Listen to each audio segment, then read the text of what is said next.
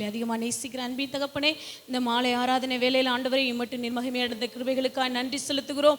ஆண்டவரே ஸ்தோத்திரிக்கிறோம் அப்பா. ஆபேலையும் அவனுடைய காணிக்கையும் அங்கீகரித்த தேவன் தாமே.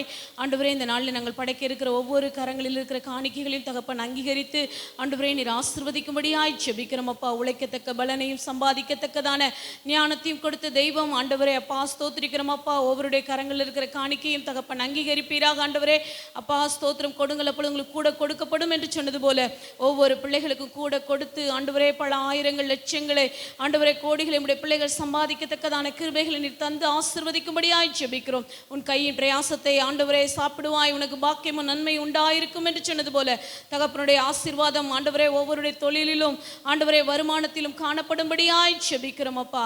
நீரே ஆளுகை செய்யுங்கப்பா, வழி நடத்துங்கப்பா. வீண் விரைய செலவுகளுக்கு எல்லா விதமான ஆண்டவரே காரியங்களுக்கும் உடைய பிள்ளைகளை ஆண்டவரை நீர் விலக்கி பாதுகாத்து ஆண்டவரே தேவ ராஜ்யத்திற்கு என்று ஆண்டவரே உம்முடைய பிள்ளைகள் கொடுக்க நீர் பலப்படுத்தி ஆசீர்வதிக்கும்படியாய் ஜெபிக்கிறோம்.